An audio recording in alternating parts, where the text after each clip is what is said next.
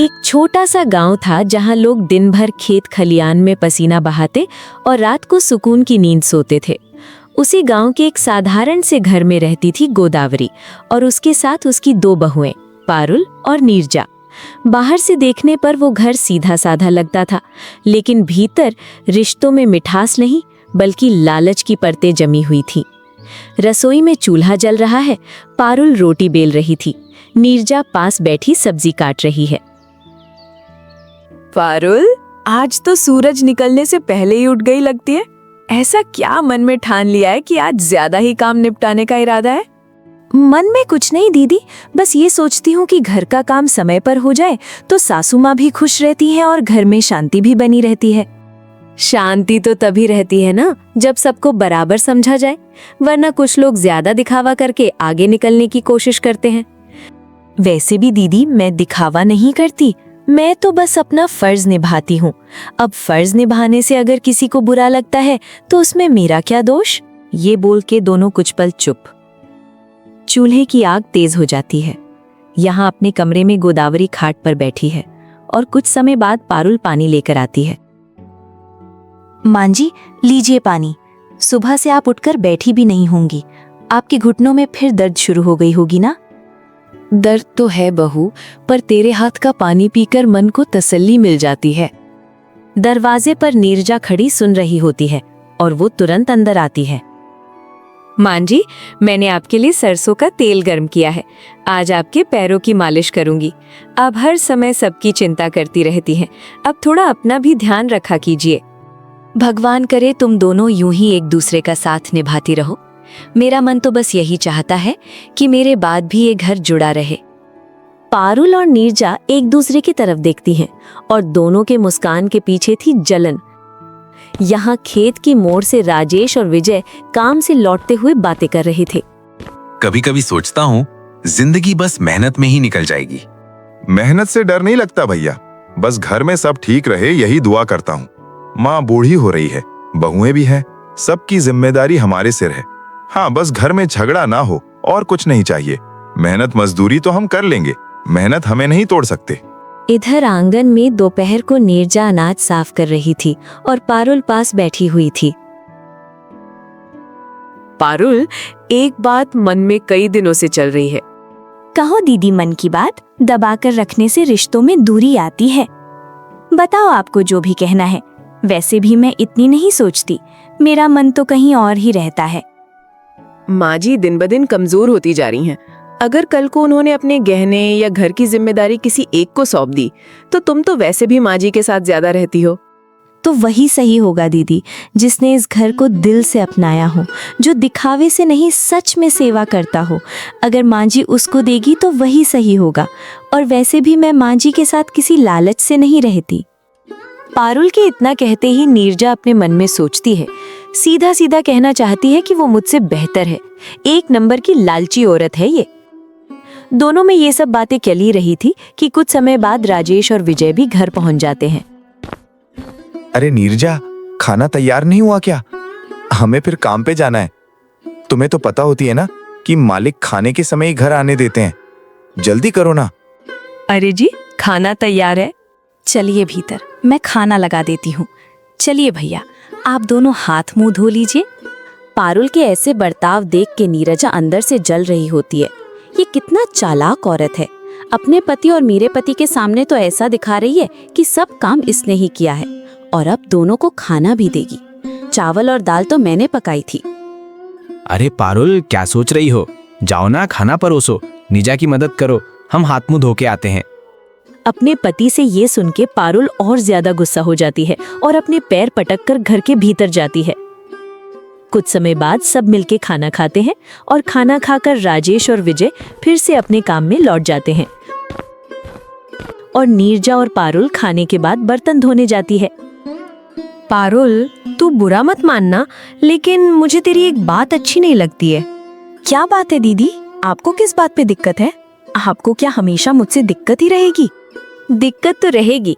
देखो पारुल, तुम देवर जी से जो कहना है कहो, उनकी सेवा करो, उनको खाना खिलाओ, लेकिन मुझे ये पसंद नहीं कि तुम मेरे पति का ध्यान रखो।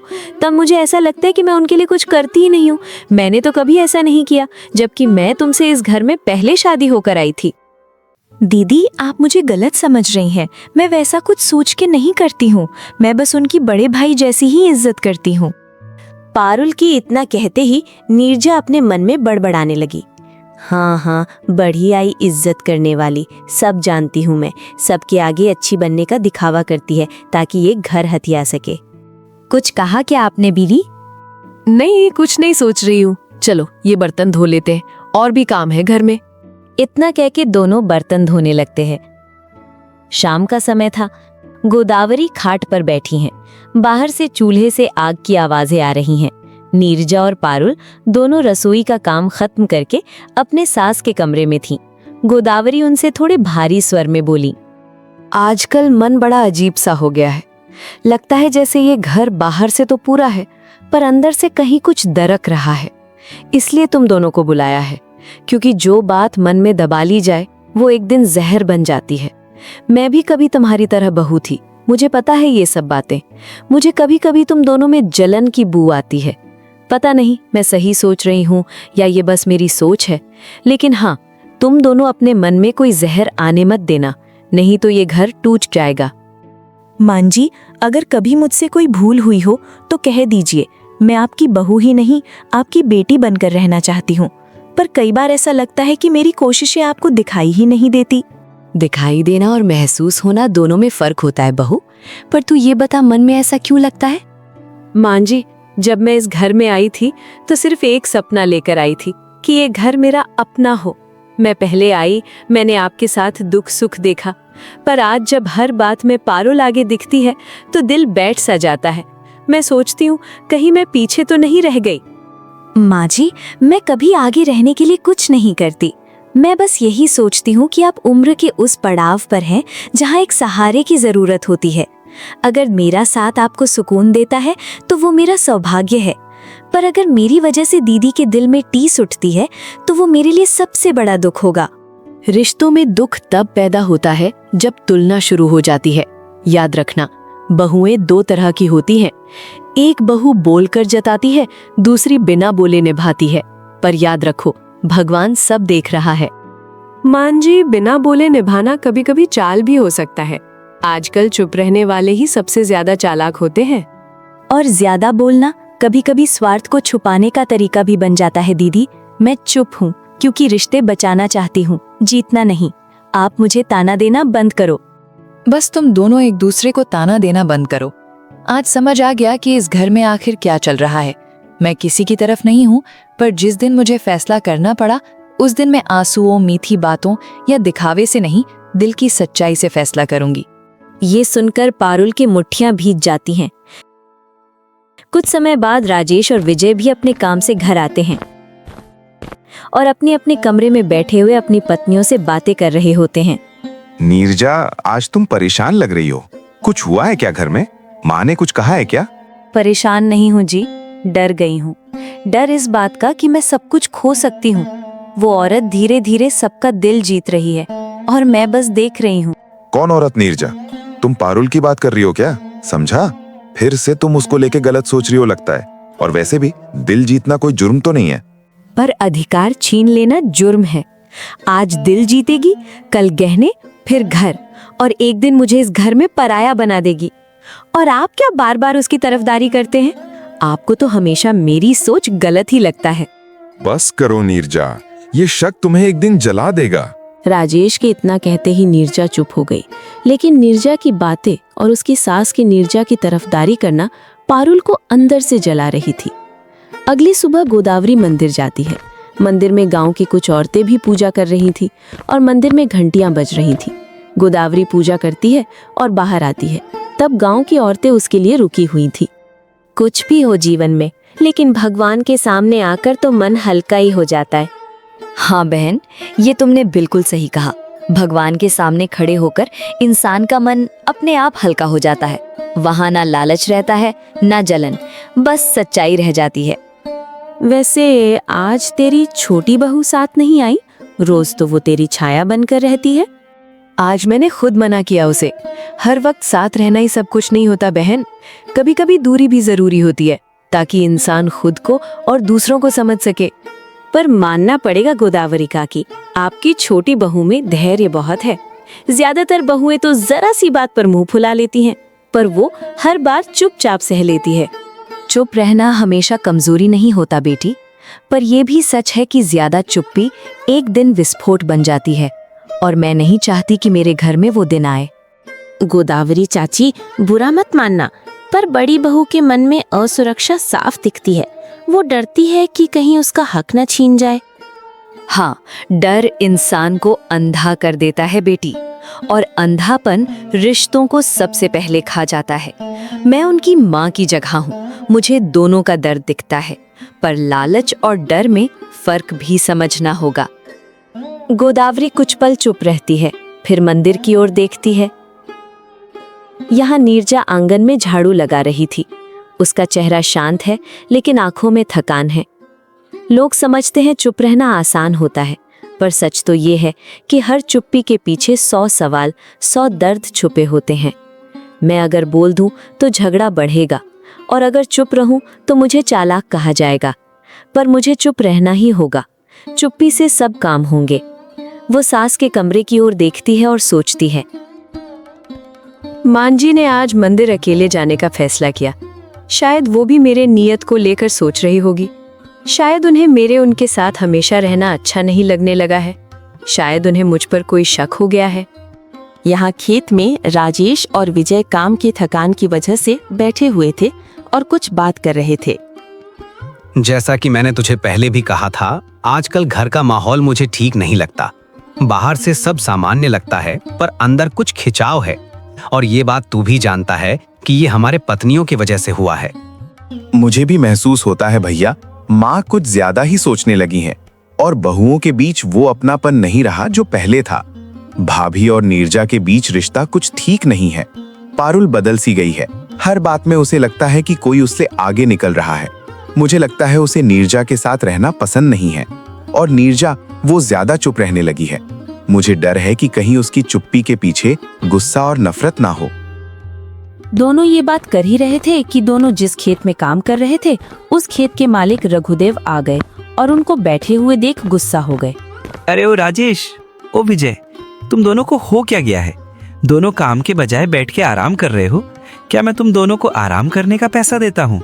नहीं नहीं मालिक, हम लोग काम ही कर रहे थे, बस थोड़ा सा थक गए थे, तो इसीलिए सोचा थोड़ा आराम कर लूं। सुना मैंने, काम कर रहे थे या अपने पत्नियों के रोना रो रहे थे? मैंने और मजदूरों से भी सुना है, तुम दोनों हमेशा अपने पत्नियों के ही दुखड़े सुनाते रहते हो। ऐसे ही रहा तो काम से निकाल दूंगा तुम लोगों को। इस बार की फसल अच्छी नहीं हुई तो देख लेना। सेठ रघुदेव की ऐसी बातें सुन के विजय को थोड़ा गुस्सा आता है, लेकिन वो कुछ नहीं बोलता, और मालिक भी दोनों को सुनाकर वहां से चला जाता है। घर में दोपहर को नीरजा रसोई में आटा गूंथ रही है। पारुल दरवाजे पर खड़ी है। नीरजा आज तो मंदिर में ही गई, और माँ जी भी पता नहीं कहाँ रह गई। नहीं दीदी, माँ जी ने खुद कहा था कि घर संभालना ज्यादा जरूरी है। हर बार उनके साथ दिखना ही भक्ति नहीं होती। और माँ जी, वो तो शायद गांव के औरतों के साथ बातों में उलझ गई होंगी। वाह, अब भक्ति और सेवा की परिभाषा भी तू ही तय करेगी। और तू क्यों हर बात को इतनी अलग तरीके से बोलती रहती है? नहीं दीदी, पर इतना जानती हूँ कि सेवा अगर दिखाने के लिए हो तो वो बोझ बन जाती है, और अगर मन से हो तो किसी को खटकती नहीं। और जहाँ तक मुझे लगा आपको मेरी बात समझ आ गई है, तो बात कैसे भी बोलूं उससे कोई फर्क नहीं पड़ता। बस तू हर बात में खुद को सही और मुझे गलत साबित करती है। लेकिन याद रखना, जितना मांझी के सामने तू अच्छी बनने का ढोंग करती है, मैं जानती हूँ जरूर तेरे मन में कोई चोर है। दीदी, मैं आपको गलत साबित करना ही नहीं चाहती, और आपको मेरे बारे में जो सोचना है वो सोचते रहिए। मुझे आपको कुछ साबित करने की जरूरत नहीं है। और लालच तो आपकी मन भी है, ये बात मैं भी जानती हूँ, लेकिन इससे कुछ हासिल नहीं होगा आपको, देख लेना। पारुल से ये सुनने के बाद नीरजा गुस्से में वहां से चली जाती है। वो नीरजा की बात काट नहीं सकी, नीरजा हमेशा अपनी समझदारी से पारुल पर भारी पड़ती है। कुछ समय बाद रात हो जाती है और सब लोग रात का खाना खाने बैठते हैं। दिन भर की भागदौड़ के बाद जब सब एक साथ बैठकर खाना खाते हैं ना, तो लगता है जैसे घर अब भी जिंदा है। वरना आजकल तो हर कोई बस अपना अपना दुख लेकर चुपचाप बैठा रहता है। माँ, खेत में मेहनत तो हम कर लेते हैं, पर मन तब भारी हो जाता है जब घर आकर भी चैन न मिले। घर ऐसा होना चाहिए जहां आदमी सिर रखकर सांस ले सके। आज थोड़ा ऐसा लग रहा है घर। भैया सही कह रहे हैं। घर बाहर से मिट्टी पत्थर का होता है, पर अंदर अगर मन टूट जाए तो वही घर काटने लगता है। लगता है आज सबका दिन अच्छे से गया है, इसीलिए सब खुशी खुशी बैठे हैं। चलिए चलिए सब लोग खाना खा लीजिए, खाना ठंडा हो रहा है। नीरजा और मुझे खाने के बाद बर्तनों और रसोई की साफ सफाई भी करनी है। गोदावरी दोनों बहुओं को गौर से देखती है, जैसे बिना बोले सब समझ रही हूँ। सब लोग खाना खाते हैं और उनके खाने के बाद पूरा घर सो चुका है, लेकिन तभी नीरजा धीरे से उठती है। हर रात यही सोचकर सोती हूँ कि अब नहीं जाऊंगी, अब पीछे मुड़कर नहीं देखूंगी। पर जैसे ही आंख लगती है, वो सवाल फिर उठ खड़ा होता है, क्या सच कभी अपने आप सामने आएगा, या सच को देखने के लिए हिम्मत खुद ही जुटानी पड़ती है? नहीं, आज नहीं। आखिर कब तक मैं ये सब सहन करती रहूंगी? आज मौका है। सब चैन से सोए हैं, आज सब खुश थे, आज ही मौका है।